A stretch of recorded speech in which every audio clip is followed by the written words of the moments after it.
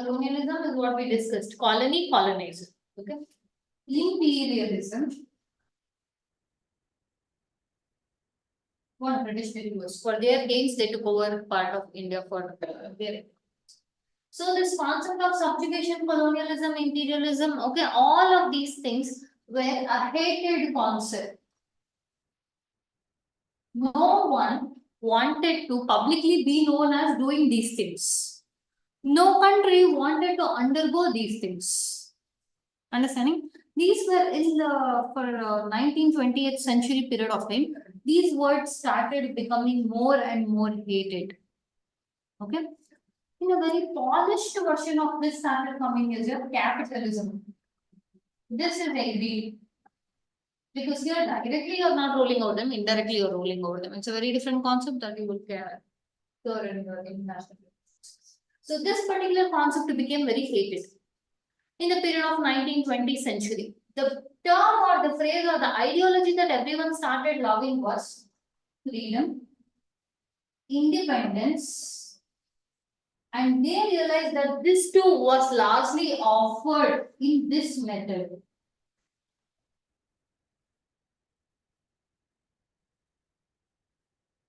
In the 19th, 20th century, up until 19th, 20th century, this was what was happening. They started hating this.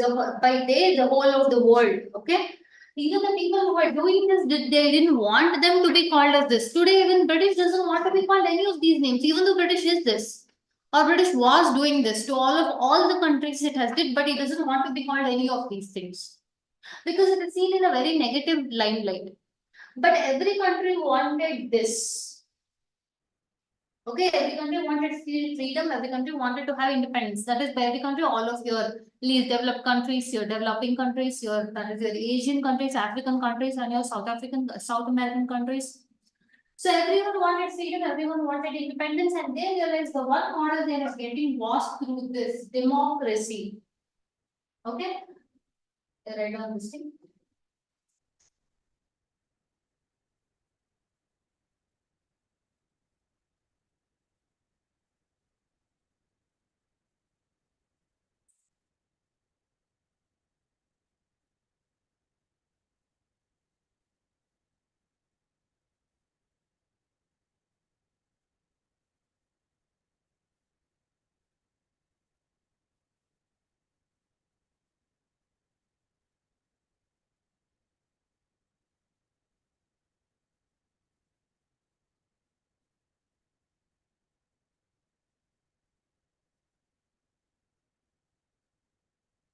Done?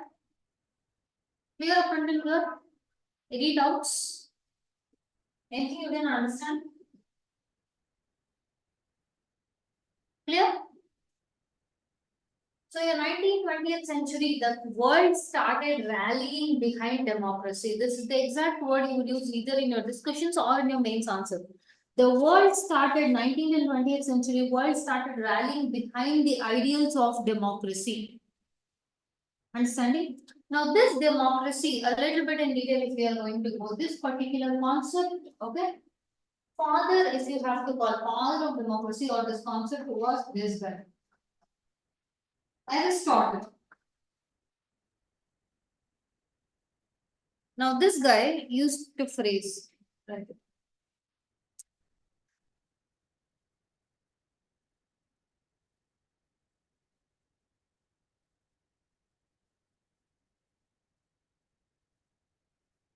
How this democracy is actually is very aptly put by this guy itself.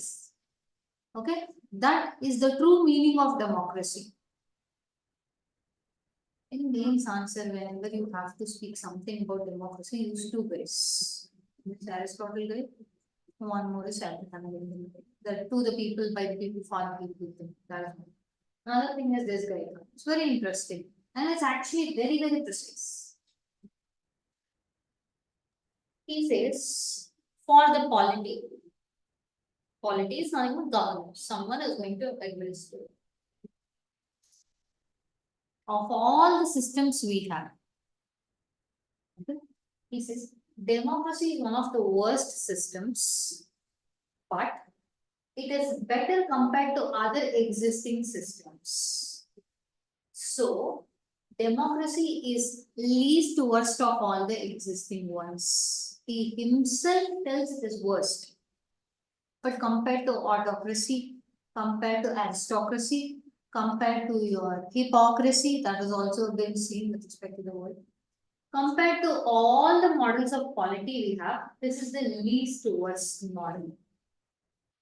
He never went ahead and told this is the best. Democracy is never the best. It is full of flaws. It is full of faults. But in whatever we have had up until now, this is the least worst model of polity. And that is true. He himself has told them. So this is what will be your basic. If you tell, you see, democracy is having a lot of flaws, isn't it? The panel will ask you this. Isn't it? Democracy is having a lot of flaws. And still, why do we yet want to continue with this? And still, why is the world rallying behind this? Russia-Ukraine war case, you see one thing. Everywhere they kept using this. Ukraine kept using Russia is murdering our democracy. Okay? Russia in turn claimed Ukraine is neo-Nazi of democracy. Everyone kept using this word because all the other words that I used, colonialism, imperialism, all of those are seen in negative shade. But this concept of democracy, this concept of freedom, this concept of independence was seen in a very positive shade. So why we are still continuing with democracy is just this. Of all the existing models that known to humanity or humankind up until now, this is the least worst model. That's all is the explanation. It is worse, but in the existing ones, it's the least worst. That is why we are picking this and using this. That is why we still pick democracy. And see, any model that anyone is using, it is all having flaws. We are using it is because it is least worst.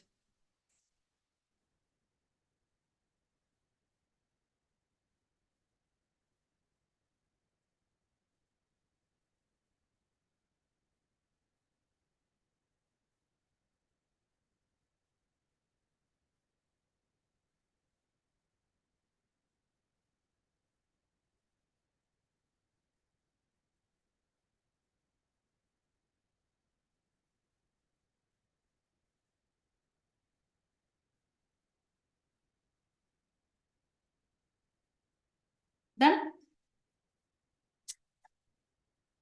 This was proceeding. So now the world, I told you, 19th and 20th century world was rallying behind this concept of democracy. They didn't like negative shade. Even the people who were colonizers, imperialists, okay, all of them didn't want to be called with this name. Everyone wanted to achieve something called as democracy. Okay, everyone wanted to achieve this. Now, if they wanted to achieve democracy, democracy has few ideals such as free and fair elections, the concept of the right to vote,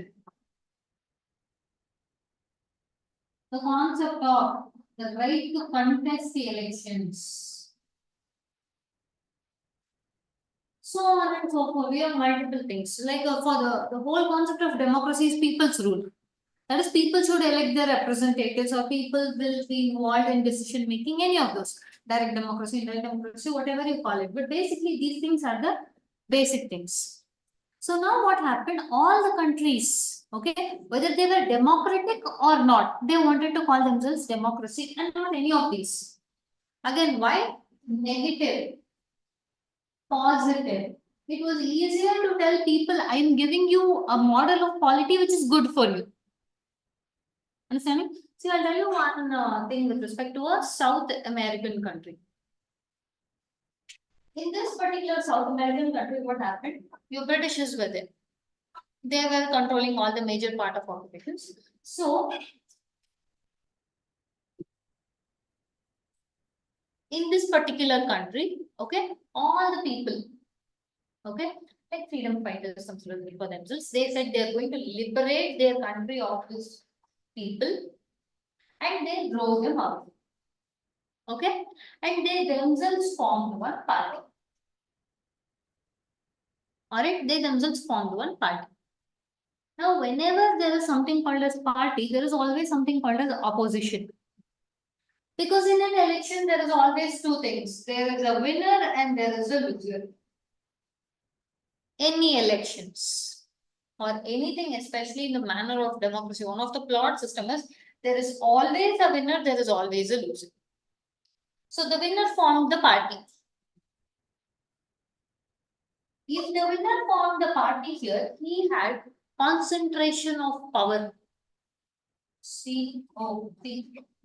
Power was entirely concentrated in his hands, which means all the things the British were able to do, now this guy is able to do, which means he was having ultimate power. And seeing this, the loser cannot keep quiet. Yes. Now this guy, it is very easy. If he didn't have any checks and bounds, it is very easy for him to become ultimate dictator. That is what was happening in this country. Okay. These people promised the common people, okay, telling we are going to give you freedom, we are going to give you independence, we are basically going to give you democracy. This is what they promised. They promised we're going to give you democracy and they removed the foreign force. But whatever the atrocity the foreign force was creating, they themselves were doing. Now, this particular, the loser, right, in the election, now this guy didn't want to keep quiet. He saw the amount of power in his hands. So, he started raising slogans against them. He started doing all kind of illegal activities to bring this guy down from the power. Okay. This guy started doing all the illegal activities, smuggling, drugs, okay, your unlawful activities, whatever is there, all this guy kept doing so that he will bring this guy down and he will come to his position because the power is very contaminating and polluting in this. So now what this guy did in the name of democracy, all this is in the name of democracy. This guy is telling he's doing everything for the people's sake in the name of democracy. This guy is telling he is going to do all these in the name of democracy. This guy comes to know that this guy is planning to do this, so he executes all of them. And he wants to make sure only he is in power. So he will bring the elections. Elections are conducted. Elections are conducted. But whatever the election result is, he will make sure only this guy will win. Meaning what? People will vote, right? You all press on the EVM buttons. Earlier there was a paper. This guy will keep all those and tell all those were my party only. My party won. So rigging of elections. A right to vote. Anyone who is against him, he'll either terminate them or he will put them in jails and he will make sure that they are nowhere to be heard of. So where is the right to vote or concept of where is the right to life itself? Right to contest elections. He himself isn't the main power. He doesn't want anyone to come to power apart from him. So any political alliances that he finds is happening against them, kill them. Or make sure their party doesn't come to power.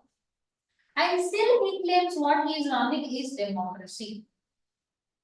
See, 19th and 20th century, we were rallying from ideologies. We were running from imperialism. We were running from colonialism to the new form democracy. 21st century, everyone claims themselves. Now, this guy who is running the government here, he claims he is running democracy. But is it democracy?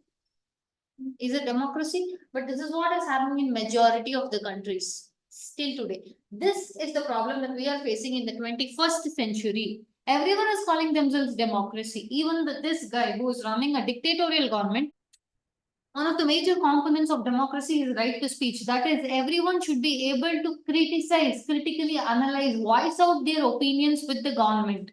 If you use this word and this, all these three words, if I use it in one line, people in the insiders know it's a joke. If you use democracy, right to speech, and China in one line, it is considered as a polity joke. Because all this three don't sit together. See, your students, China, this one incident happens. Till date, it is very considered one of the most alarming scenarios. Students, thousands and thousands of students gathered all over in front of your PDP, People's Democratic. They gathered there telling, no, you give us true democracy. You're almost theirs was running in this way only. They told you are not giving us true democracy. You have to give us true democracy, meaning we should have the right to speech. We have to have the right to choose. We have to have the concept of right. Now, any person messes with their own students or youth, it becomes a huge thing. The students gathered largely in front of, as a protest. The party in power ruthlessly, without any consideration, fired tear gas shelled on the mass of students. Meaning, this is not there in that country. And still, this country claims itself as democratic. The world that we are in today, the 21st century, is finding out what actual democracy is and what democracy is not, because every single country is calling itself democracy. No country is calling itself dictator.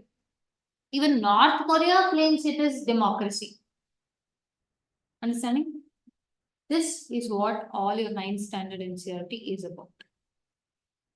Clear up until here? Just write down up until here.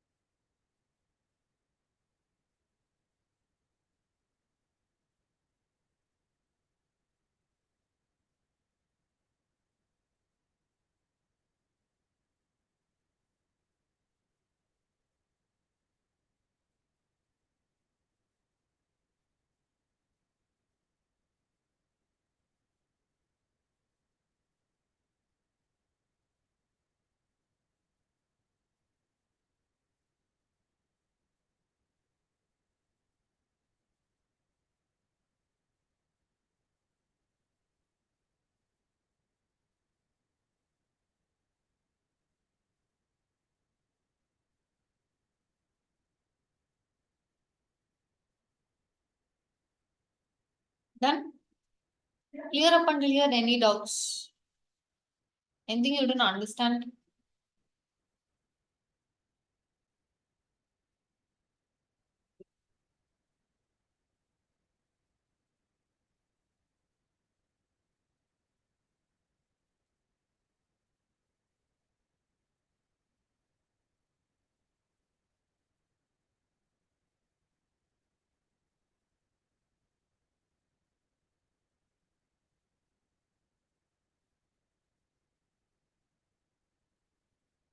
Please read this. Democracy. Democracies. Form of government in which the rulers are elected by the people. Contrary to this, dictatorship, monarchy, autocratic rulers, militarily, terrorism. This is what is happening 21st century majority countries, but they still call themselves as democracy. Right? This one. The contrary, that is the opposite of democracy, is dictatorship, monarchy, autocratic rule, military rule, terror rule, where your terrorists are ruling. We have wide examples of all of this. For example, with respect to your terror rule and all those things, we have what is happening in Afghanistan right now. It's nothing but that. And still they claim they are having democracy.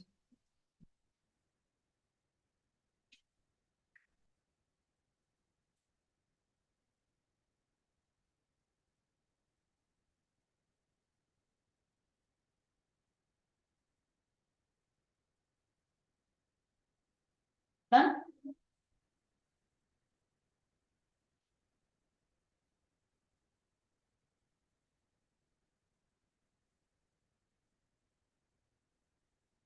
We'll move ahead. Now please read this. Names like countries have formally elected representatives. Namesake parliament, but real power is accumulated with military. Example, Pakistan. Final say rests with the military. Democracy. Final decision making power must rest with those elected by the people. See, your ninth NCERT, if you look at it, it will be like, even for a minor point, it is a lot of stories. Okay, they tell you this country ka this happened, that happened. You don't have to know any of those. You don't have to by heart any of those. All this is basically to tell ultimate authority should be with people. Okay, and whatever stories in that, you don't have to know by heart any of those things. Based on the names like democracy or so-called thing, I'll tell you this in international relations, we have this terminology with respect to Pakistan. Now, if I say India, where is India's capital? New Delhi. India's capital is in New Delhi. Where is our parliament, our prime minister's office, all of this? New Delhi. So, is it fair to say the power of India is in New Delhi? If you start reading newspapers, which I suggest start reading, you will see sometimes, for example, all right, let's take it like this. If India signs a document or a memorandum of understanding with, let's say, a country called Bangladesh, in newspaper you will observe New Delhi inked means wrote this, inked this pact with Dhaka. Now, when we're telling this, it is equivalent to telling India signed a pact with Bangladesh. But here we are telling New Delhi and Dhaka. Okay, it is not that it is just their capital. Actual power resides in the parliament of our houses, which is nothing but elected by people, so with people. But for Pakistan, we have a say. Pakistan's power is not in Islamabad but in Rawalpindi. Like other countries, okay, the capital of Pakistan is Islamabad. That is where their zone of power is, their parliament, everything, and all is concentrated. But the actual power is not there. The actual power is where the military is, and that military is in Rawalpindi place. So thus we use this term in international relations. Pakistan's power is lying in Islamabad, not in Islamabad, but in Rawalpindi. But for India, you cannot say a word like that. You can tell India's power is in New Delhi. This meaning is India's power is in New Delhi. That is proper. Your parliament, your elected representatives, they run the country, not any military. But for a country like your Pakistan, people elected by people are not running the country. Your military is running the country. We just call it namesake democracy, meaning multiple countries are like this. Your China falls under this category. North Korea falls under this category. Understanding?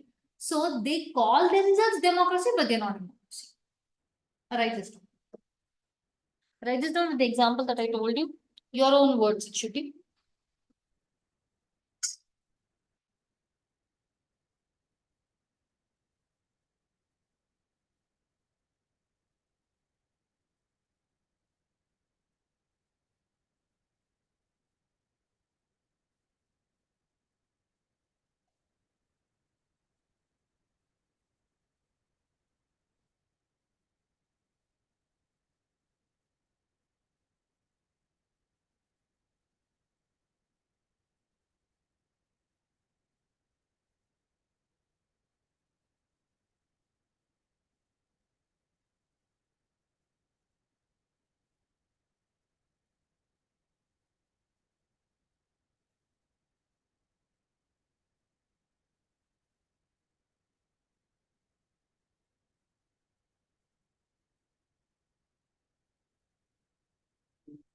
Done? Clear up until here? Please read this. Elections in countries. China, National People's Congress, Parliament elects president, candidate approval Chinese Communist Party. The government is always formed by the Communist Party. In a democracy, concept of free and fair election should have a concept of fair transparency. Real options and political alternatives should be provided. In China, there's something called as NPC, National People's Congress. This is a body of people. Okay. If someone has to contest the election, he has to get the approval of this people. So basically, who should contest, who should not contest is based on this people. Okay. They will pick two candidates. I'll tell you this how it works. The candidate has to go to this person, and this person will see whether this particular person they are choosing will be under their one, because he is becoming a candidate only by their approval. So if he gets the approval, then they will showcase. These two people you get to vote now, pick one of them. Both of them are their members only. Listen, is that a free and fair election? Can anyone, the concept of democracy is I told right to contest elections. If you decide today, you should be able to go and contest elections. That is democracy. So that's not happening in China. This is what is happening still today. Okay. Now the government is formed always by the Communist Party. The concept of alternatives, okay, is not there with respect to China, even today. The concept of right to speech is not there. The concept of a real election is not there. There is no winner, there is no loser, because a proper election itself is not taking place. No, they are telling out of these two options, pick one. So, in this kind of countries, which claims itself as democratic and follows all the democratic principles, such as free and fair elections, elections itself are in this manner, then it doesn't fall under democracy, real democracy. Just write down the gist of this. That is these two. In a proper democracy, there should be a concept of free and fair elections and should have a fair chance of losing. Here there is no loser, no winner, because no proper election only wins. Real options and political alternatives should be provided in what you call as democracy.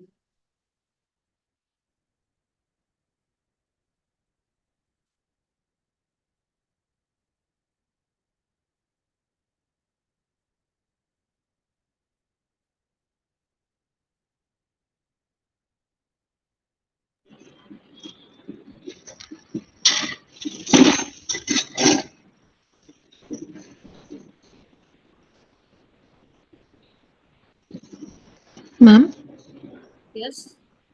can you please do a slideshow? I'm unable to see the slide clearly.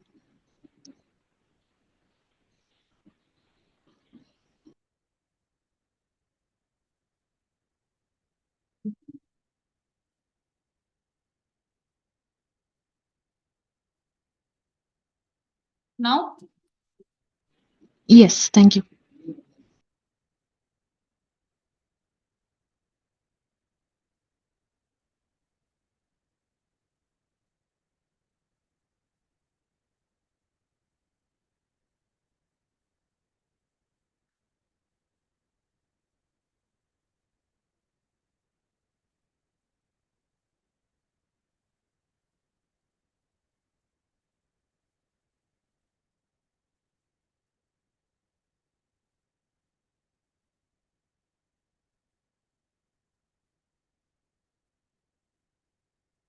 done. We'll move ahead. Someone please read this. Value of vote, e.g. electoral system vote of an indigenous is more value than that of an Indian citizen. Democratic political equality. Each adult citizen must have one vote and each vote must have one vote. Whoever votes in a country, it should be considered equally. One of the example here it is shown is of a country called Fiji, island country, where the indigenous person, that is who is actually from Fiji, is called indigenous Fiji. An Indian who has gone settled there and living there is called Indian Fiji. The vote of indigenous Fiji is higher, as it's pretty much self-explanatory. There's nothing here. The reason, one of the things that we are bringing a value of vote is India used to have a discriminatory system on the concept of value of vote. Under British, the people who could vote was only who had a certain level of education, only the one who had certain acres of land, okay, and if he was a male. Isn't it discriminatory to almost all the people? Rich can vote, so discriminatory to poor. Educated can, or here it's not about education. The literate can vote, the illiterate cannot vote, discriminatory to people. It is not people's fault that they were not given education. Only males can vote and not females, because the females will not fit in all these three categories according to them during the British period of time. Neither education given, nor property given, nor employment given. Where will she get all of those things? So it is discriminatory to women. The concept of universal adult franchise. Okay, all the other countries, including your Britain, were debating. For 100 years, the women had to fight there to get the concept of vote. But if there is a country which didn't debate, not even for once, whether women should be given the right to vote, was India. In the Constituent Assembly, not a single person raised a slogan against giving the woman a right to vote. Okay, that was one of the things. Universal adult franchise means irrespective of your sex, gender, your place of birth. Okay, that is domicile should be India. Apart from this, okay, not a single person raised any objections whether a woman should be given a vote or not. So the value of vote was seen during the British India also. Okay, write on this value of vote, and also write on the India's example that I just told.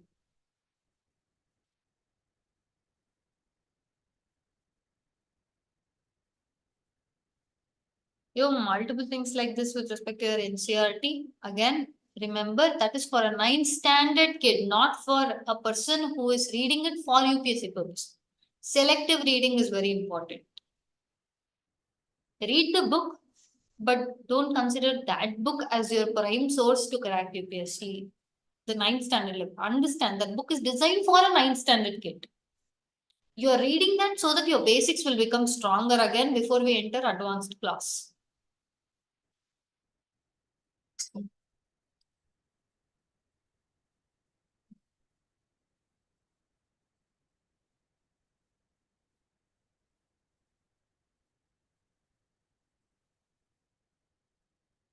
Then, shall we move ahead?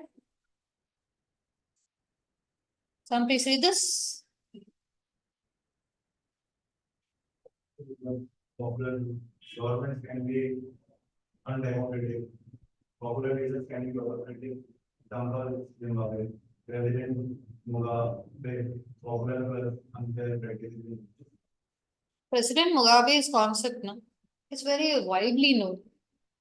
He was a very popular leader among people. When you say popular rule, okay, so look at this, popular rule is a different concept from popular ruler.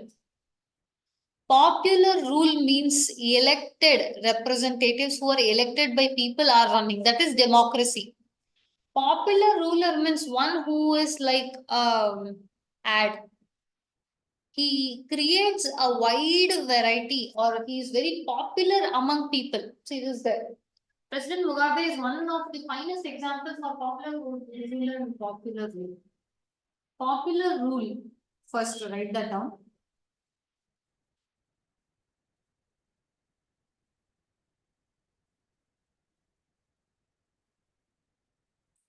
Popular rule is a feature of democracy, meaning people are electing its rulers and that is running in a democratic manner. Understanding? That is considered as popular rule. Popular rulers means there are certain people who have wide charisma. They attract people with their talking, theatrics, everything. But that doesn't mean they are necessarily democratic. This guy, President Mugabe, he was a very popular ruler. All the people knew him, his schemes, his acts, and everything. But in reality, if you see, he always was becoming the president. Why? Because he was never allowing an opposition to continue. He always used unfair practices in elections. Today's democratic systems say it should always be a popular rule. But what we are seeing is high rise of increasing popular rulers who are following unpopular rule. Popular rule, feature of democracy. Good, simpler rules. Unpopular rule, bad. Why? Because popular rulers are using that. Write the things that I told you in your own manner, not just writing this. Zimbabwe ka president, President Mugabe was.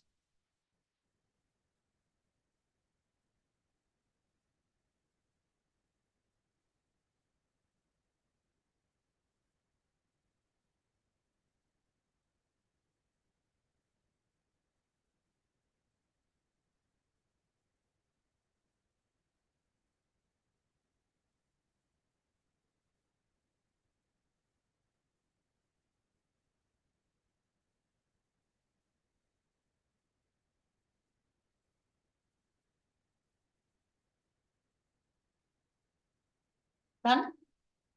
We'll move ahead.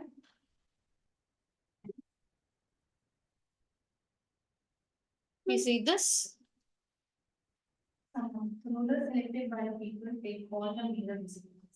Elections offer choice and fair opportunity to people to change the current rulers. Choice and opportunity is available to all the people on an equal basis. These are very basics of democracy. Just write this down. Under the heading basic rules.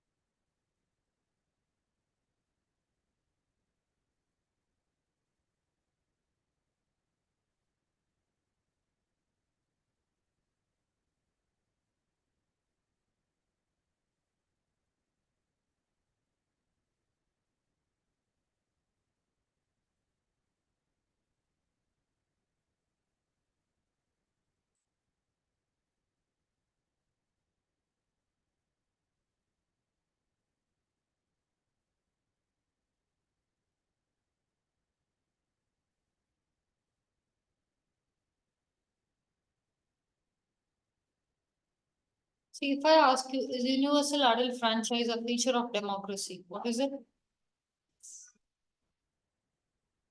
Anyone considers it otherwise? Universal adult franchise means male, female, irrespective of their education, employment, property, okay, are given a right to vote. Today, if you have to become an voter, what is the basic requirement? 18 years, just that. So that is a prime feature of democracy. Okay, done. So please read this. Forms of democracy. Leaders keep changing democracy and stability. Political complication and power play is good for morality.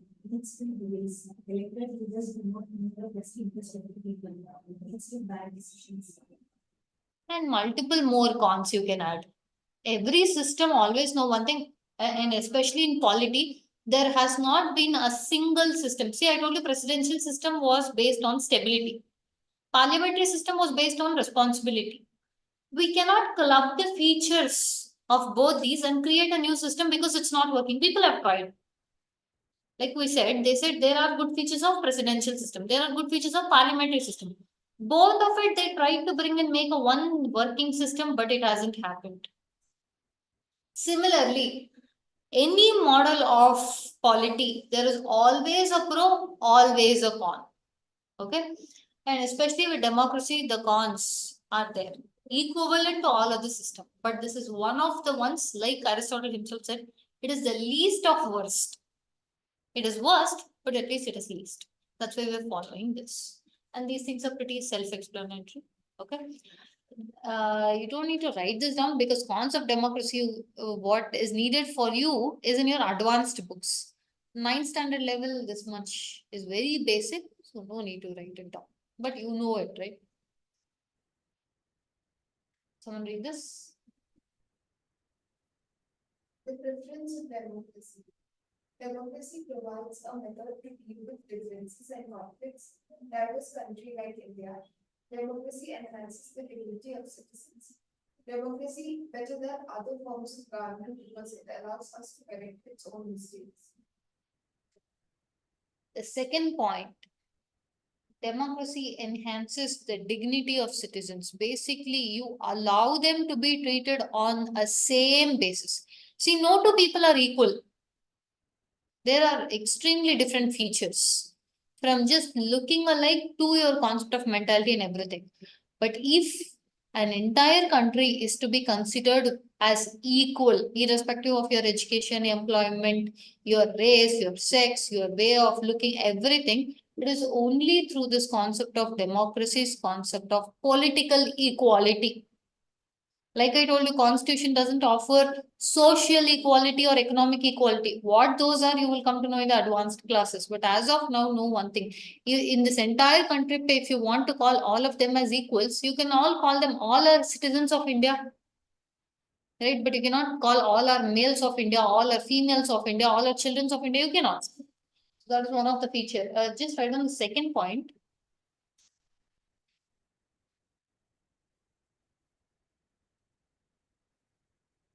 One more important thing, whenever you use democracy and dignity of citizens together, always be sure to mention Dr. B.R. Ambedkar. Okay, Dr. B.R. Ambedkar is the one who always fought for the concept of dignity of citizens or dignity of individuals. Okay, the so-called today we have scheduled castes, Dalits, right? They were one of the sections of people who, and this dignity of citizens was never given together on a same sentence. He was the man who fought extremely for this. Okay? Democracy and dignity of citizens. Whenever you mention this particular right, you always have to mention B.R. Ambedkar. Understanding? Please write that down.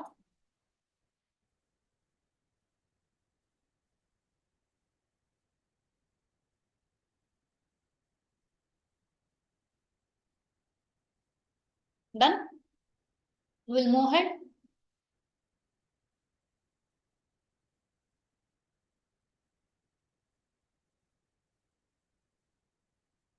This is specifically your chapter has something to do with apartheid system. Just read it, then let me. Struggle against apartheid. Blacks, colored Indians, mixed races, whites and blacks, segregation. African National Congress, another organization, struggle against the policies of segregation. Many sensitive whites also won the ANC, opposed apartheid and played a leading role in this struggle. After 28 years of imprisonment, Nelson Mandela walked out of jail as a free man.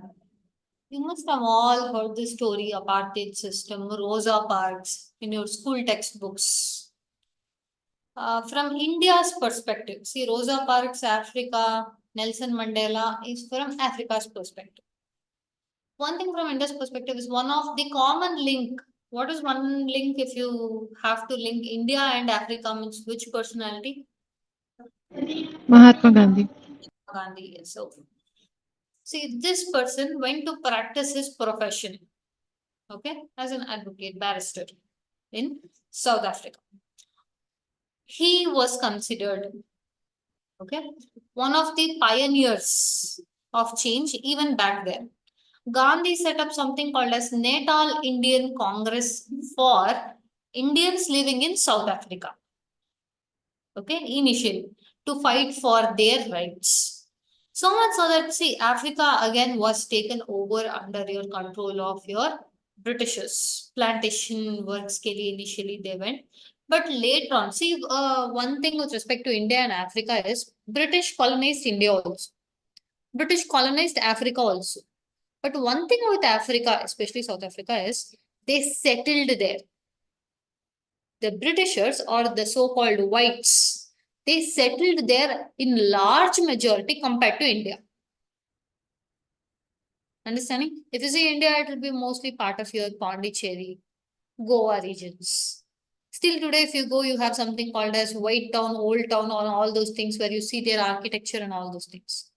But the settling portion of this whites was largely in South Africa. There they had become owners, plantation owners, landowners, property owners. Okay, they considered themselves as the citizens there. The whites were in minority, means number was very less, but they considered themselves as the superior. The minority whites were the majority decision makers. Clear? The minority whites were the majority decision makers compared to the majority blacks who were minorities, who were considered as minorities. Am I clear on this? when I'm telling this?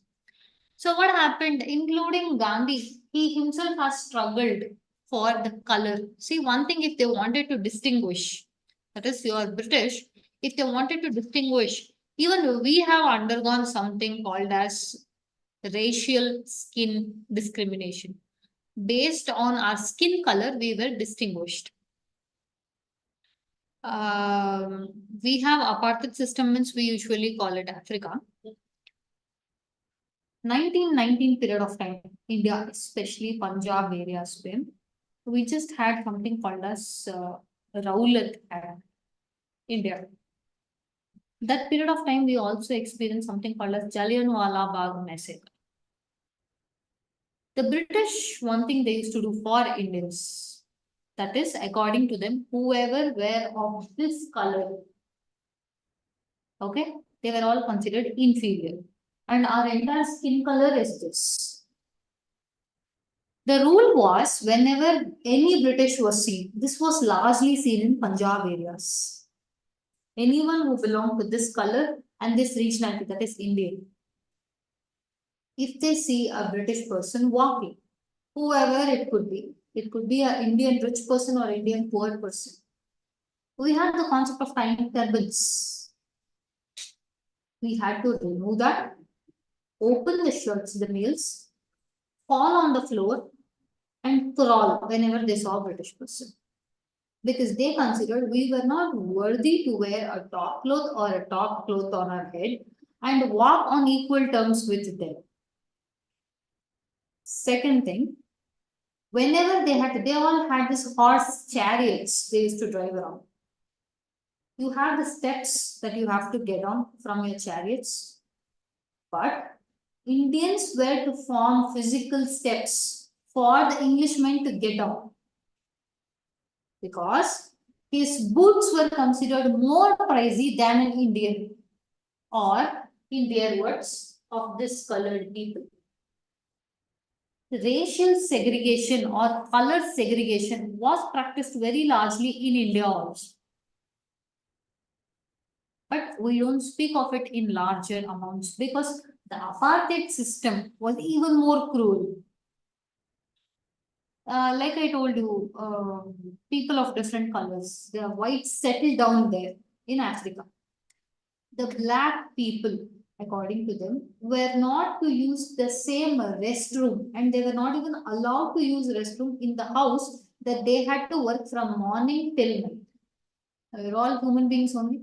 If I say no one is supposed to use restroom here, and you should be here from morning to night, what will you do? How is it humanly possible? But these were the things that the whites added in the name of skin color. India has also faced this, but we have faced it in a very different manner.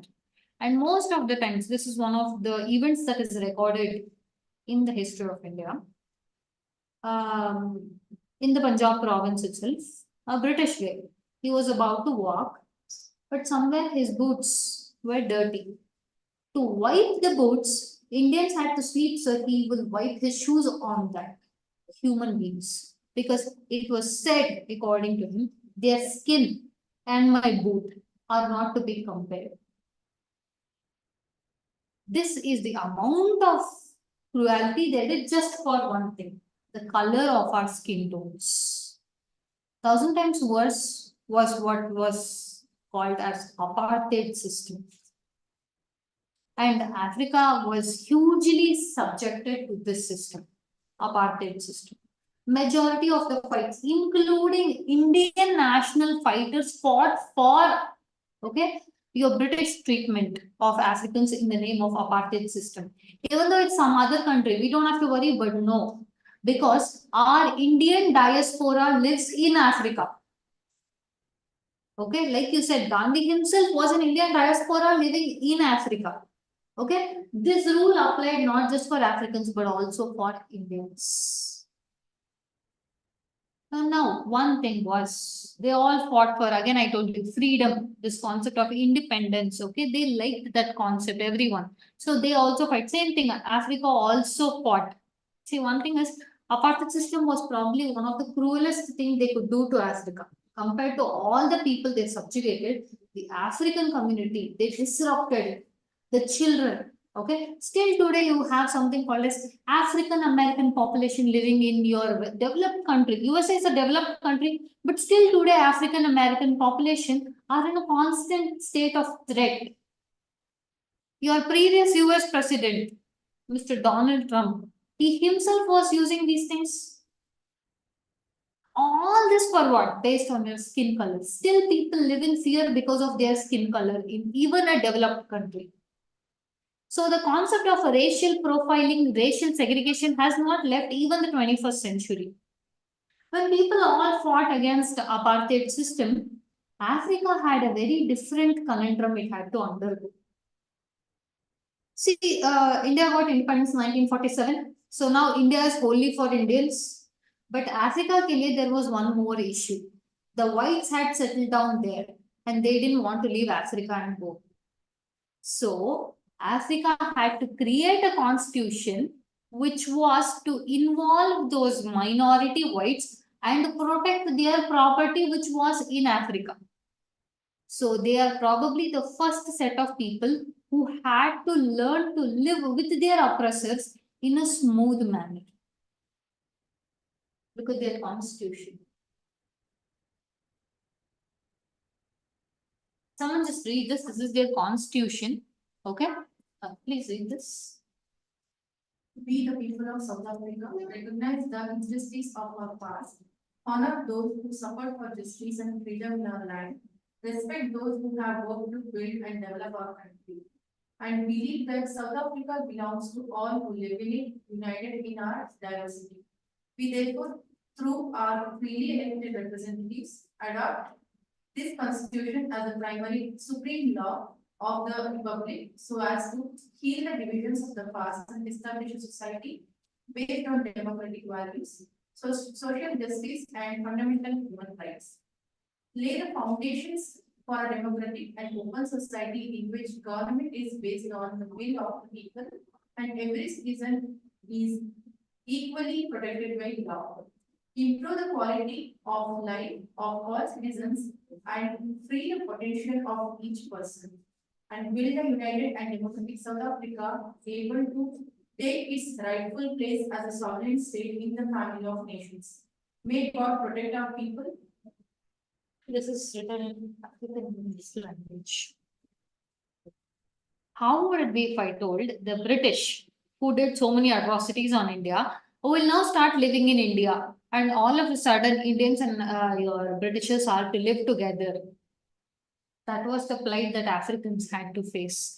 They had to live with their own oppressors and consider them as equals and citizens. And see, overnight constitutions can come and constitutions can go, but the ages of mentality torment can never leave.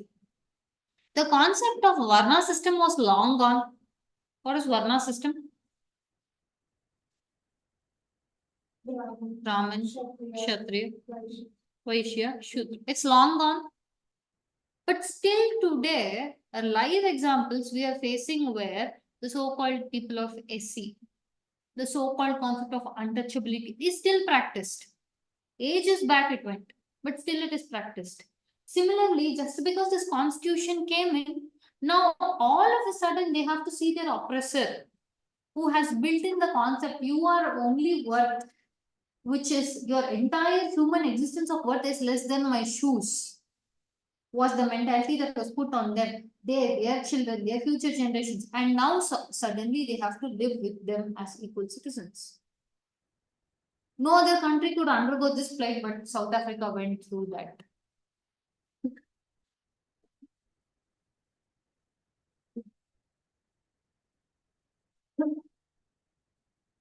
Editus?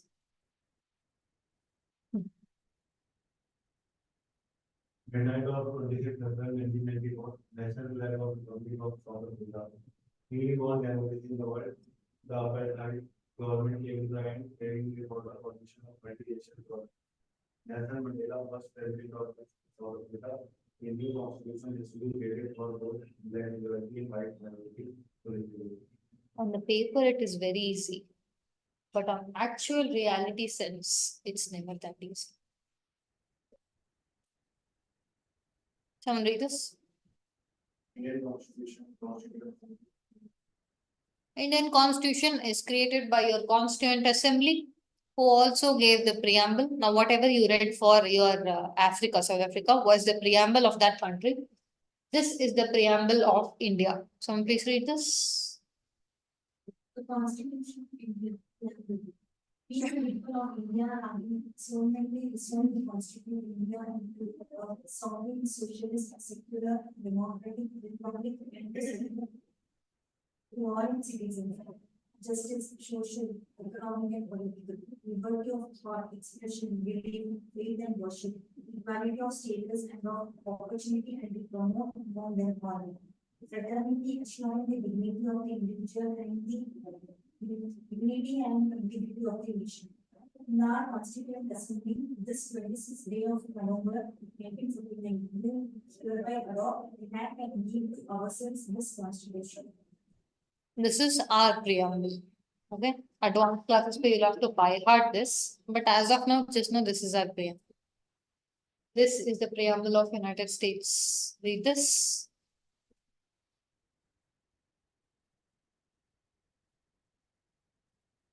Came to the US Constitution, we the people of India and United States, in order to form a more perfect union, establish the to ensure domestic tranquility, providing for the common defense, promote the general welfare, and secure the blessings of liberty to ourselves and our posterity to do ordain and establish this Constitution for the United States of America. The preamble is very important source of the Constitution is because it states what the country is going to be. So preamble serves as a guidebook as to what can be expected in the Constitution. Just write down that.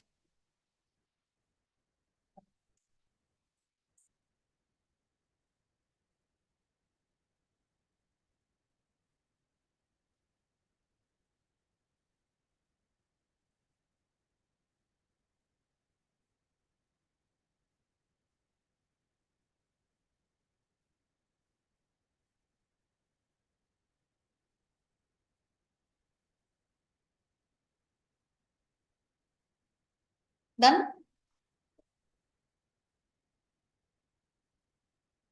This is where our electoral politics are basically whether it is a democracy or not is mainly determined on this. We engage all sort of illegal things, illegal practices.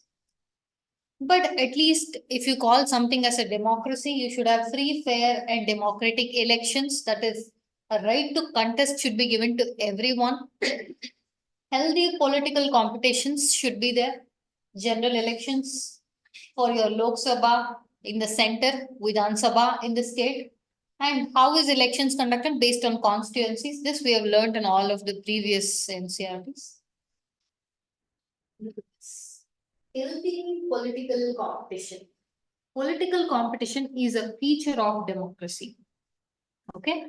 But by political competition, two parties are competing means obviously there will be a competition among them.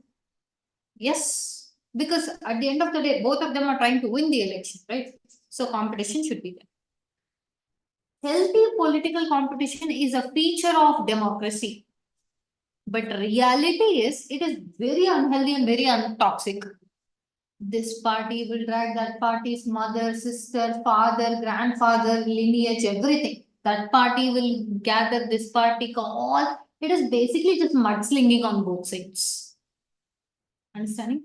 Just to make sure the electoral politics are one of the most crucial feature of elections or democracy in India. For that purpose, we have one of the highest supreme body to monitor elections in India being the Election Commission. Election Commission has set up of moral code, okay, that they are supposed to follow during elections. That is, Election Commission comes and tells, see, I am going to conduct the election. Okay, elections are conducted, no general elections are coming, no, it's conducted by Election Commission. Now you can ask, a ruling party can select the Election Commission members based on their preference, right? No. whether ruling party or opposition party or someone who's not even a party, an independent candidate, no person can try to overpower election commission.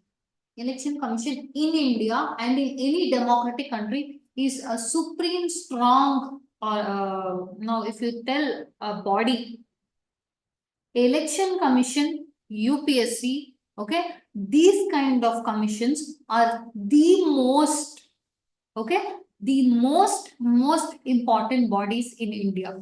They are considered as bulwarks of Indian constitution, meaning they are actual torch bearers of the concept of constitution or India. This was a prelims question. Bulwarks of Indian constitution is your election commission, is your UPSC. Okay, they make sure the country follows democratic model. Remember in China Pay, I told you, there is no such concept of free and fair election. In Zimbabwe Pay, that was the concept we saw under President Mugabe. But India Pay, that kind should not happen, will not happen. That is protected by election commission. Meaning the election concept is still democratic because of election commission. An election commission lays down certain set of rules, certain ways in which the election has to be carried out.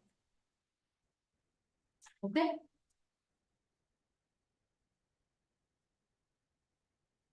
So read this.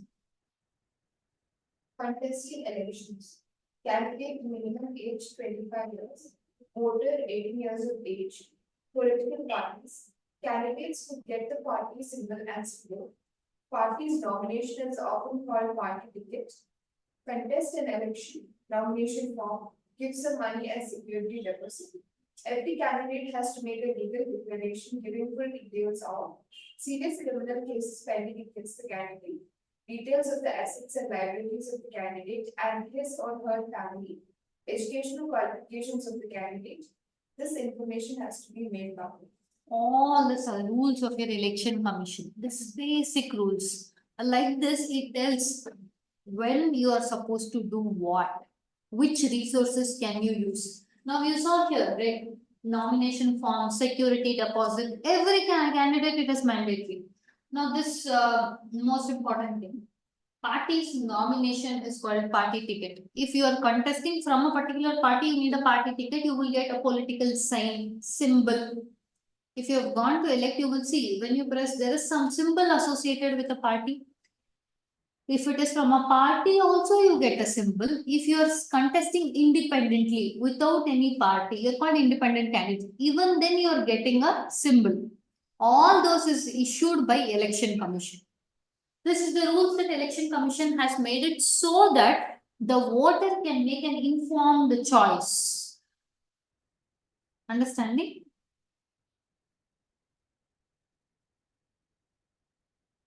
In our party system with respect to India, we have multiple party system. That is multiple party system as in multiple political parties are there. If wanted, they can come together and form one coalition government. That provision is also there. Or a single party majority can also rule over. Okay.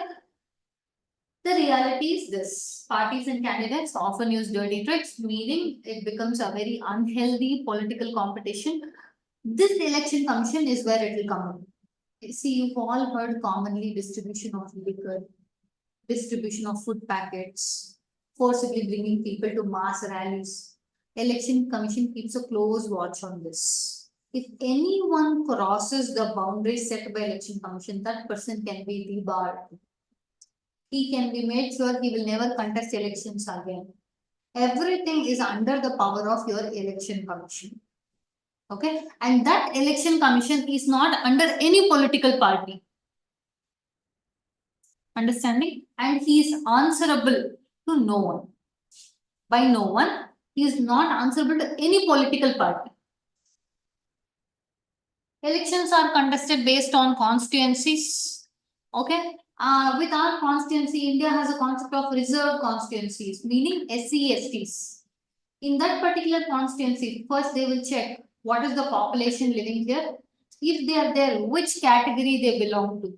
If there is an area which has majority number of, let's say, scheduled caste people, Then there are that constituencies which are reserved for scheduled caste people, meaning only scheduled caste people can contest elections there. Everyone can vote, but if it is a reserved constituency and let's say it is for scheduled caste area, then only a person belonging to scheduled caste area can contest there. Whichever person it is, he can. But prime criteria is he should belong to a scheduled caste criteria. Same is applicable to scheduled tribes. What these are, who these are, how many constituency, all in advanced class it will be taught. Here in NCERT, they just introduce this word, reserved constituencies. Understanding? How they are selected, which constituency belongs to your reserved constituency or not, it is based on your delimitation commission. Again, what that is, what things are advanced class. Here just you are to make sure there are words like that. Clear? Electoral roll usually conducted in a democratic nation. How it is you have something called a voters list. Okay. And you recently just started this EPIC card, election photo identity card. If you take your card and you can vote based on that. And our elections are based on universal adult franchise. Like I said, it is one of the prime features of democratic system. And this card is not yet, EPIC card is not yet compulsory. It is still on India. They are before doing something as compulsory, right? If they make this card compulsory, then people will claim it is not democratic. Because there might be some errors in the system where the person has not got the card. That time his political right will be violated. That is why there is no such any compulsory things that you have to have for voting. It's equal to the voters ID. What? The cards. See, EPIC card is a photo identity card that you are a citizen of this, you are a ward of this, you are having this as your so and so serial number. It is just to make your role and the person who is going to verify your electoral role easier. That's it. Nothing is mandatory. Clear? Just mention about the EPIC card.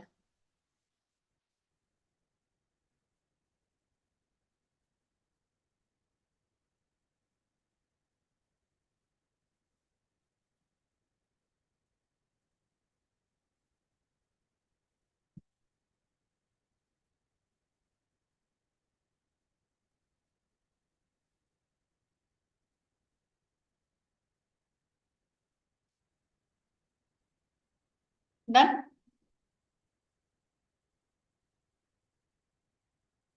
This MCC is set up by Election Commission to make sure, okay, a lot of rules and regulations are there, you don't need to know all, but this is set up by your election commissions and this has to be adhered by all political parties.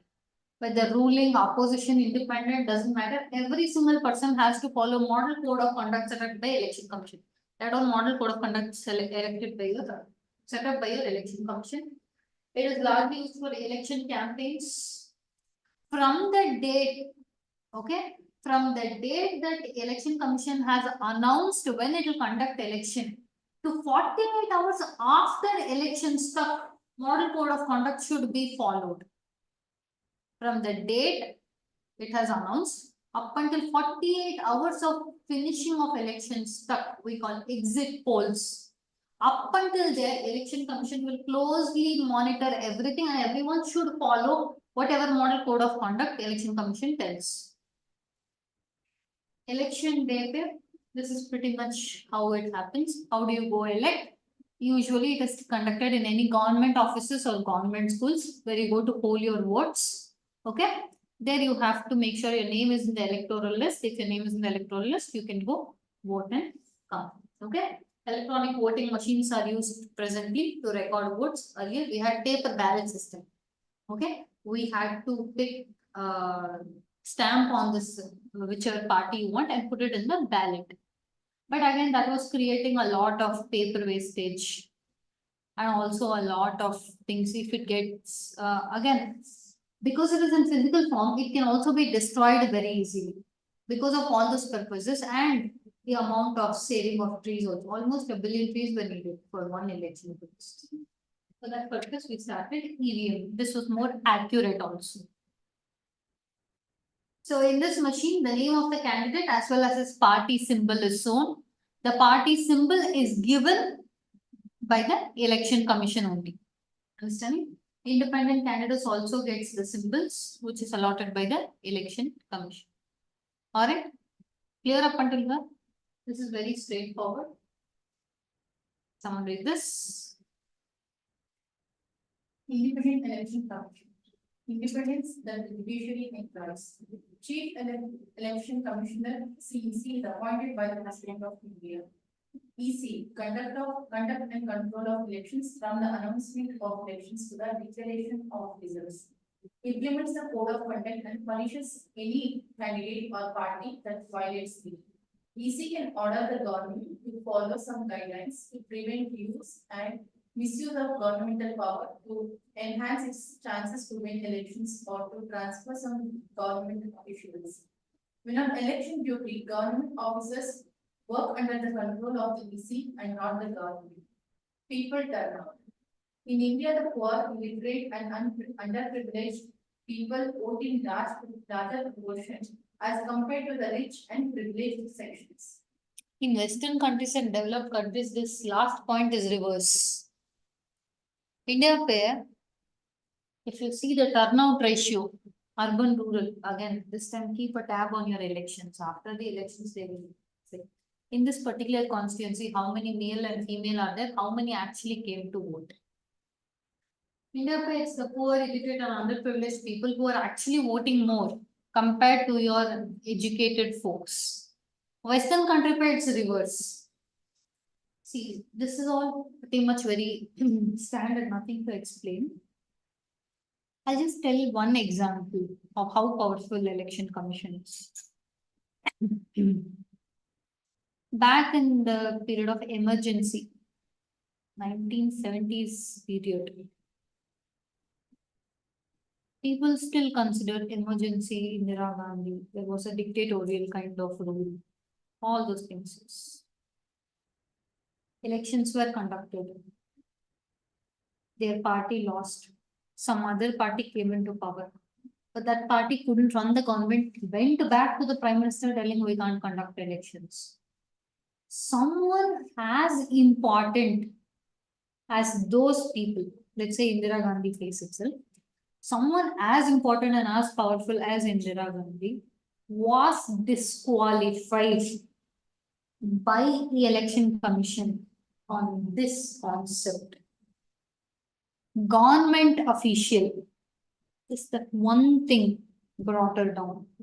There was an government official who was working for the government, but for her sake, that person, okay, the government official decided, okay, I will join and be a campaigner for the Prime Minister, so and so Prime Minister, Miss Indira Gandhi. What happened was, this person submitted the resignation. He was a government official, he submitted the resignation. And then he started becoming the star campaigner.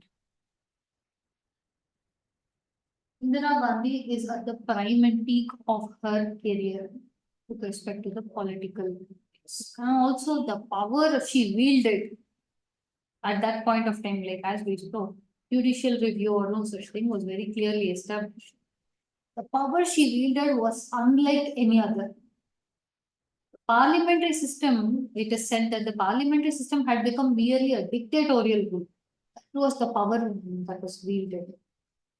But that one government official, before his resignation, okay, was given, he just did one campaign in the favor of the current political person, that is the Prime Minister. That was nothing but a government official. Election Commission stated a government official cannot be used for any political purpose, and his one speech costed her entire political career. EC brought it down, disqualified the person. That is the power of Election Commission. No one could do anything. No political party, no opposition, no Supreme Court or any such people could even imagine the amount of power that was concentrated.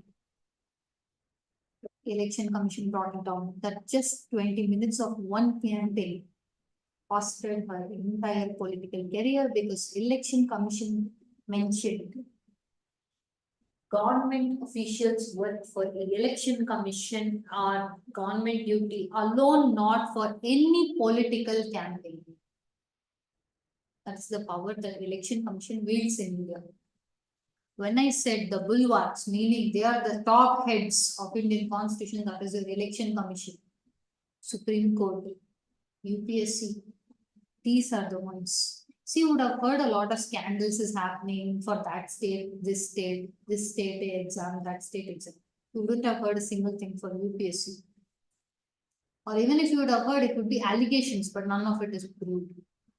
Because UPSC is one of the bulwarks. It is the watchdog of merit system. UPSC makes sure today any person, even any remote corner of the country can write, clear and become an IAS officer. One of the most prestigious exams. Why? Because it is one of the bulwark. To that level is your Election Commission, UPSC, Supreme Court, High Court. Understanding? This was a prelims question, one of the years.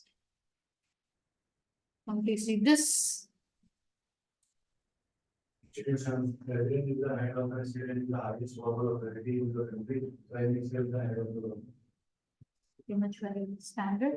Head of the state is president, head of the government is prime minister, because you have a subheading for an institution. Please read this.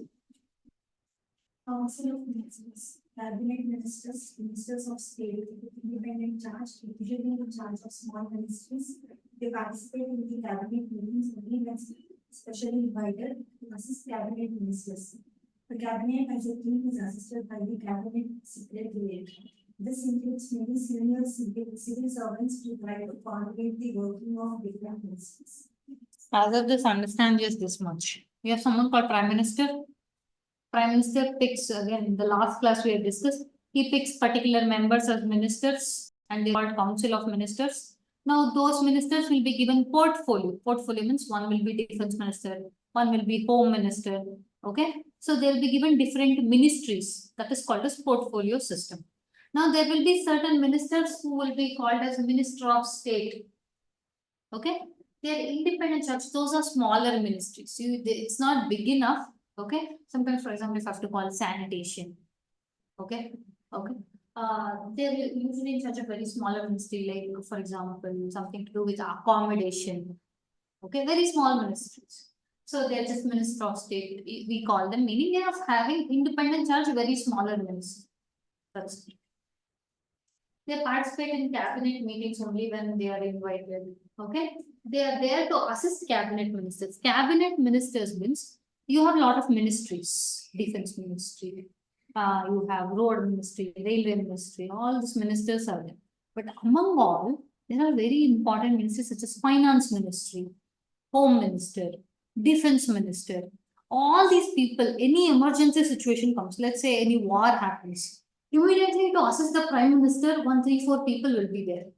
Those people are called as cabinet ministers. They are ministers only, but their portfolio is higher. Defense is higher. Finance is higher. Home ministry is higher. Those members are called as cabinet ministers. Basically, important position, important names. Ministry of State and all is very smaller things. It is used to usually assist your cabinet ministers. Understanding?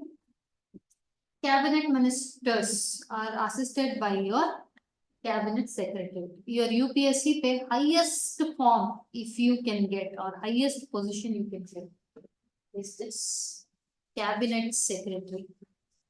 This is the person who actually has control, or the man behind the doors, or women behind the doors. Actual power, actual control, person who actually writes the fate. Cabinet secretary. Okay, just write down the last point and Minister of State.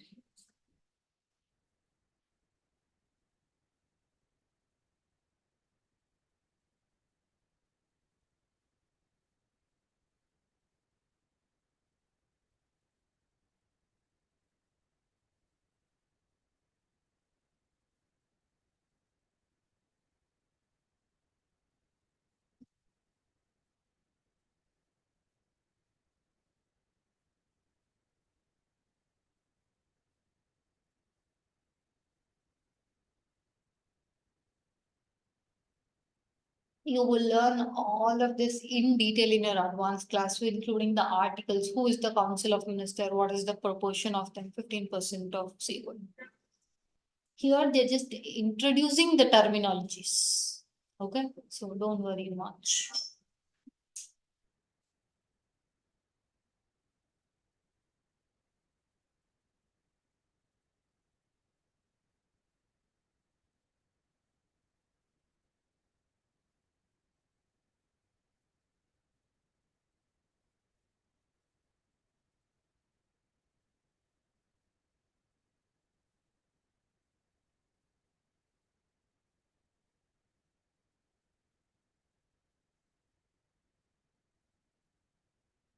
Done.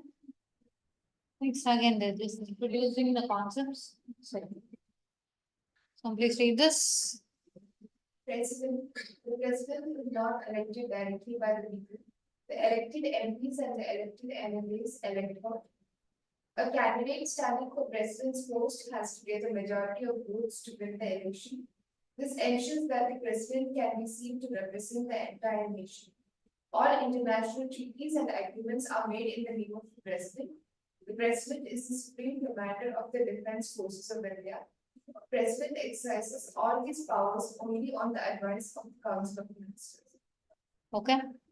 President is head of state, but he's head of state, but he has to listen to the advice of Council of Ministers. How is he elected? He is elected by the elected members of parliament and elected members of legislative assemblies. Okay. And he is elected by single transferable vote through proportional representation. You will learn what these terminologies are in the higher NCERTs. As of now, just the first 2 points and the last 2 points.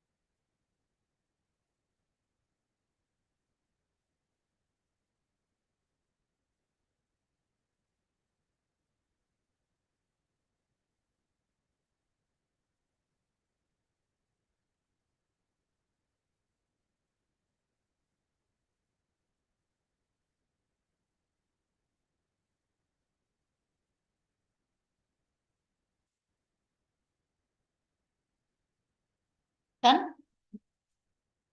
We'll move ahead.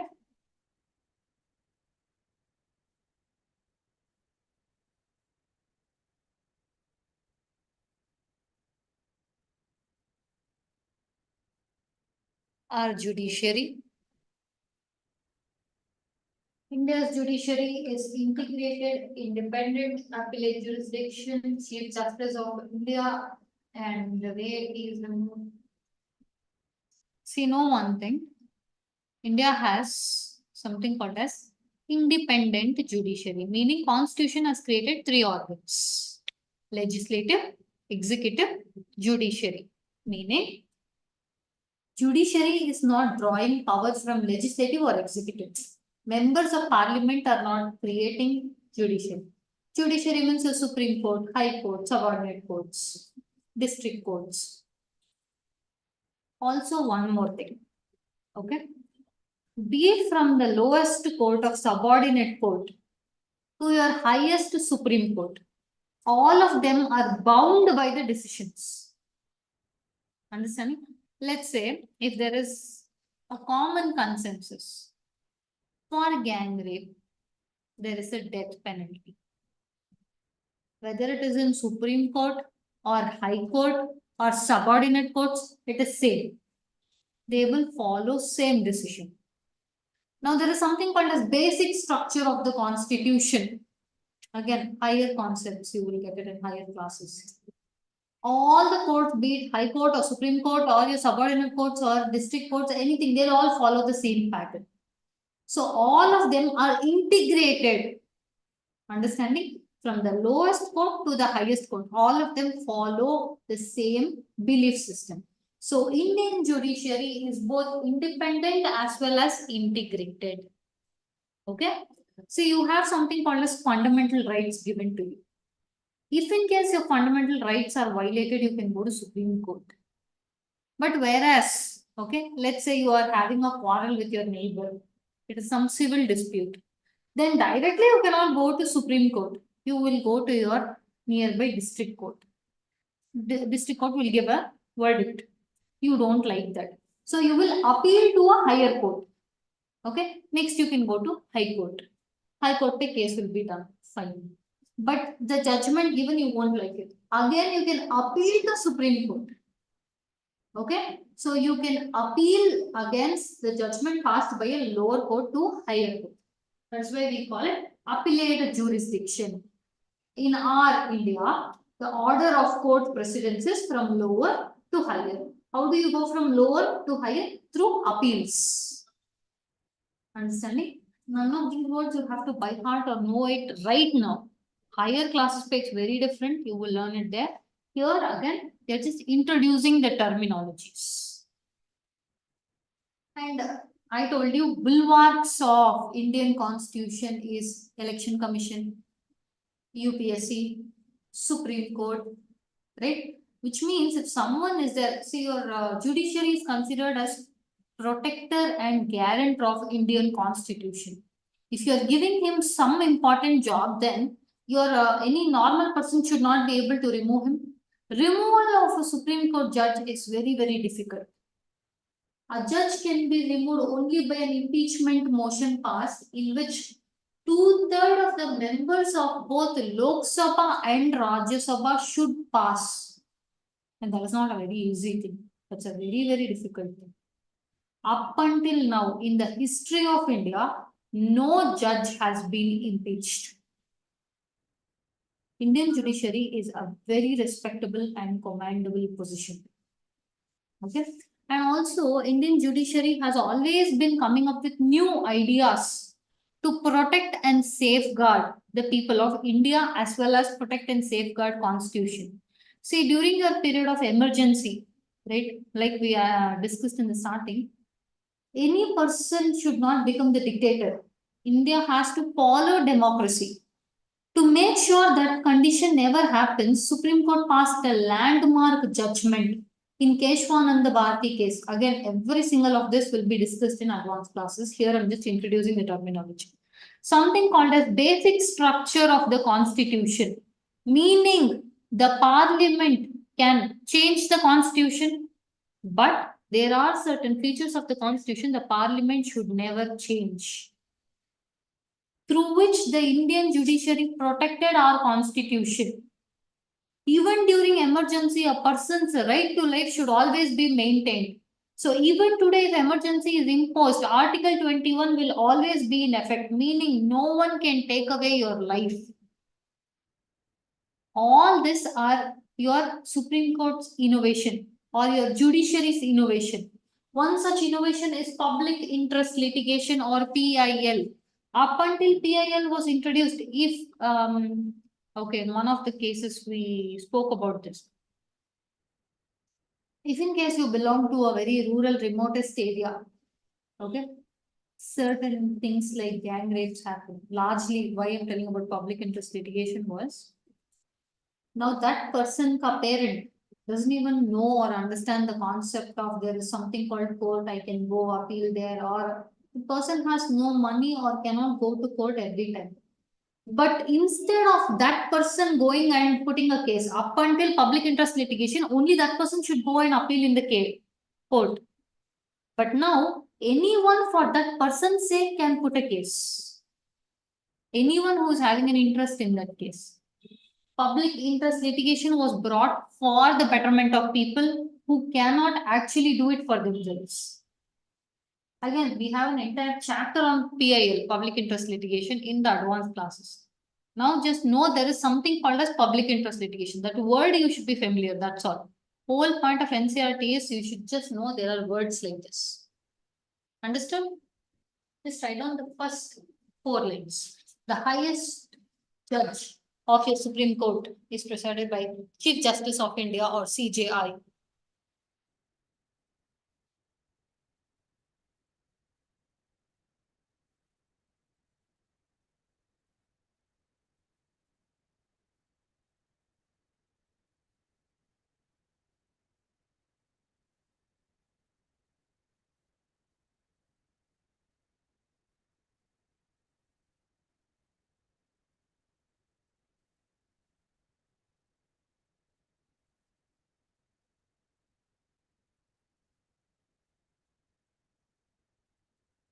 Done?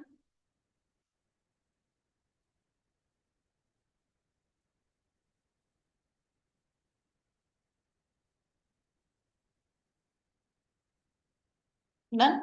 We'll move ahead. Last topic, international organizations. Okay. There are certain international organizations. Within India means, yes, we have Supreme Court. Within India means we have Election Commission. But when it comes to the world at large, okay, we have something called United Nations and all, but there are also certain non-profit organizations which work for the betterment of people throughout the world. Example is Amnesty International.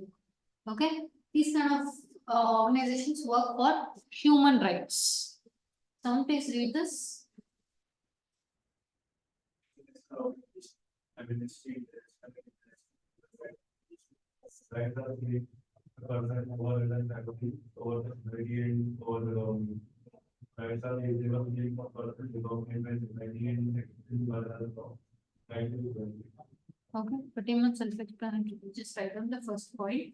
In the international organizations, there are multiple organizations. If you see, UN sanctioned will be something with your WTO, World Trade Organization, World Health Organization, United Nations, UNESCO, all those things. But there are some non-profit organization, meaning it is not sanctioned by any one particular country or any one government. They operate for all of India. One such is Amnesty International, which works for human rights internationally.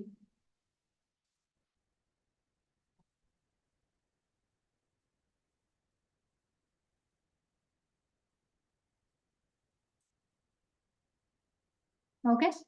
They believe in the concept of right to equality. The right to equality is nothing but equality before law, equal protection of law, and rule of law. These are just terminologies you have to know. Higher classes, all of this will be explained in detail. Just write down this slide. This ends your 9th standard NCERT.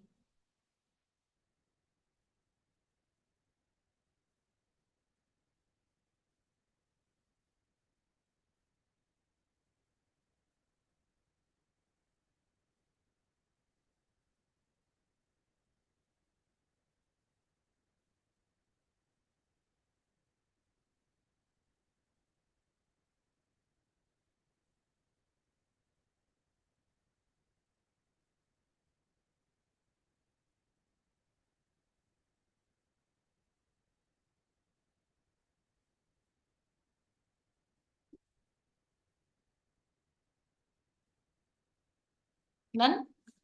This completes your 9th NCERT. Take a breather, just go through your notes.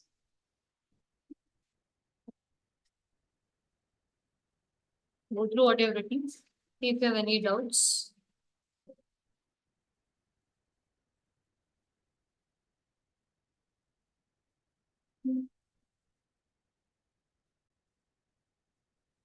Go through your notes.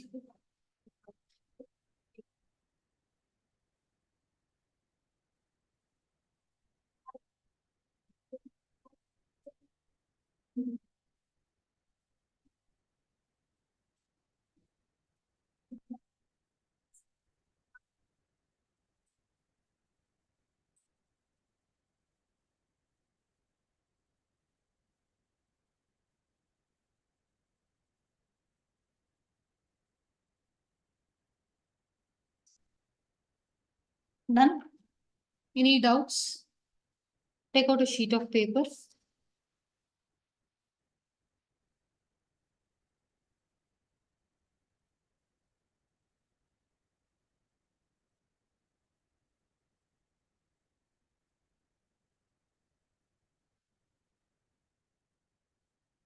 I write down this question.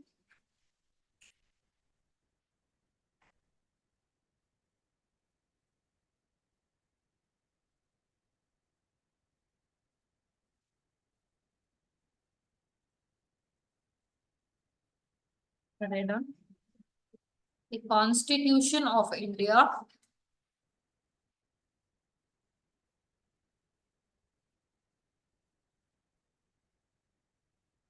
the Constitution of India is a living instrument. The Constitution of India is a living instrument with capabilities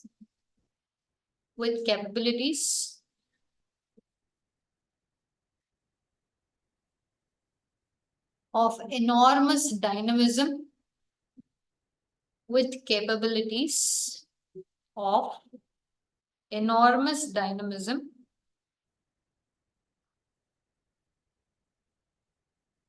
full stop. It is a constitution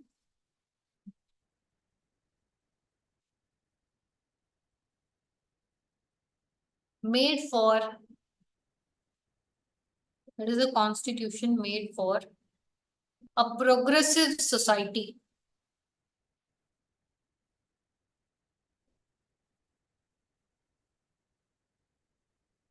Full stop. Illustrate with examples.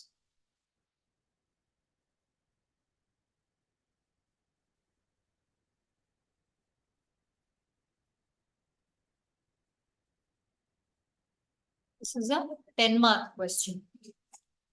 See, I don't want you to write the answer to this question. Take 5 minutes just to read the question and reread the question. Okay? I want you to elaborate what is it they are asking in the question. Just that. I don't want you to answer the question. Read it properly. Reread it time and again. Elaborate and tell me what is it they are asking in the question. See, this is just few words. Okay, it's just a few words. But 10 marks depends on what they are asking in the question, and it is not just few words. Try to read behind the lines. People tell you read between the lines. Read behind the lines. What are they trying to ask that question? And you have to write it as to what are they asking in the question. And again, I'm telling you, the trick is it is not just few words. More than anything, yes, everyone will teach you how to answer the question. Most of the times you don't get marks is because you don't know what the question itself is. Knowing what the question is important, because if you write some answer similar to it, at least 1 or 2 marks you can get. Or you write the entire answer and realize it is wrong, then there is 0 marks awarded. I told you, even 1 mark it is, you have to beg for marks in mains. 4 ranks.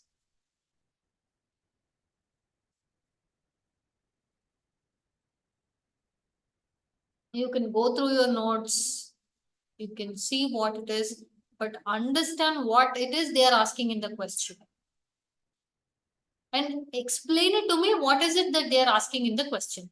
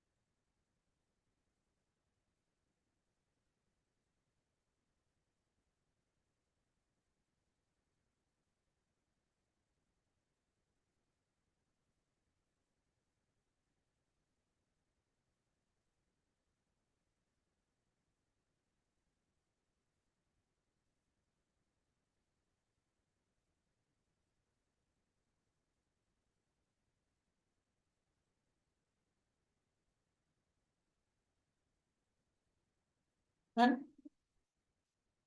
Understand, it's a 10-mark question, what it is they're asking. They won't ask you a few words for 10 marks. So that is why I'm telling, read behind the lines what they are trying to ask.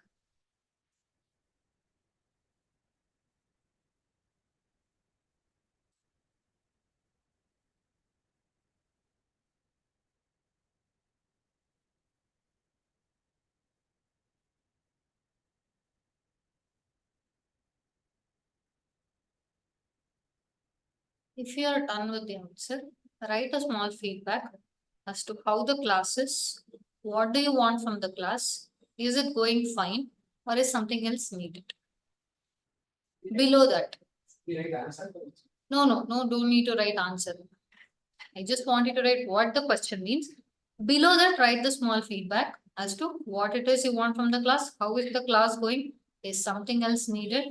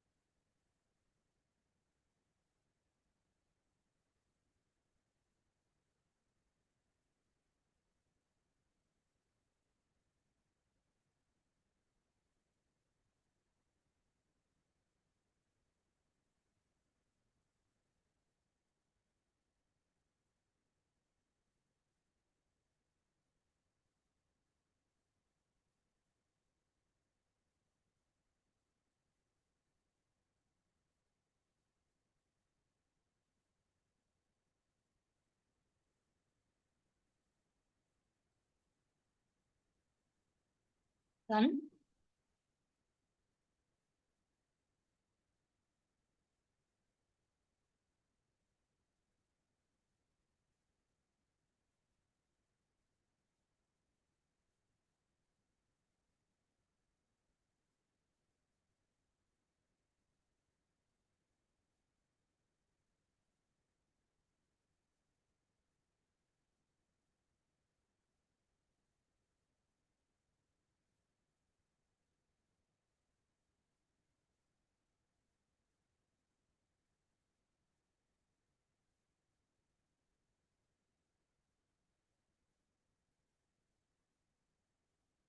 If done, please pull your scripts together. No need to write your names or anything.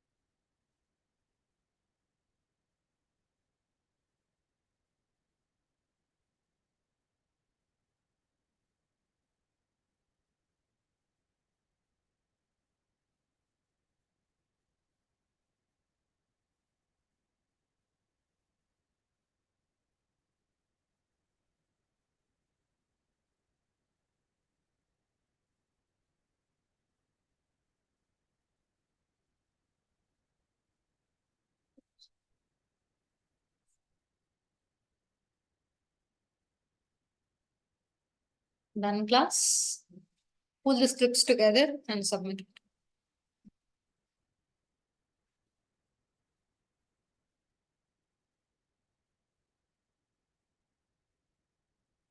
Any doubts up until now? Anything you didn't understand? Can we write names like present times if we are speaking about present times? Hmm. Can we mention prime minister's name like that? Preferably avoid it. Again, like I said, polity is fine. Political is not fine. You are not reading political news or political things. You are strictly reading polity. Schemes you can mention, government schemes you can mention, but avoid any political names, including in the interview. If, for example, if I have to mention about emergency, I have to speak about Indira Gandhi. Right. I cannot speak about some other prime minister because it is an incident which I have to relate it with the prime minister. That time it's fine. But unnecessarily don't try to speak anything about any personal, even if you have any personal favorite politicians, refrain from using it. And never ever tell that you are oriented with any political party, political idea, political vendetta. No such things. See, bureaucrats, especially UPSC, doesn't like the fact that you will be linked with any political party. Because then, if some other political party will come into power, then they cannot be in a belief that you are non-partisan. You should not have any of your personal beliefs affecting what's happening in the government. You have to give a stability. See, parties will keep changing. Today, this party will be there, tomorrow, one more party will be there, tomorrow, one more leader will be there. But for the people, if there is something stable, that is you, administrators, not politicians. So they don't prefer you guys having a particular idea and telling it out in the open. Personally, have anything. Don't tell it out in the open, meaning don't tell it out in your paper or in your interview or in any of the social mediums. Curtail of that. Freedom of right is very restrictive for member of armed forces, civil servants, people working with government intelligence agencies.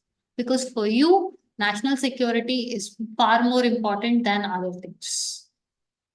Understood? None? Someone collect the scripts. Collected?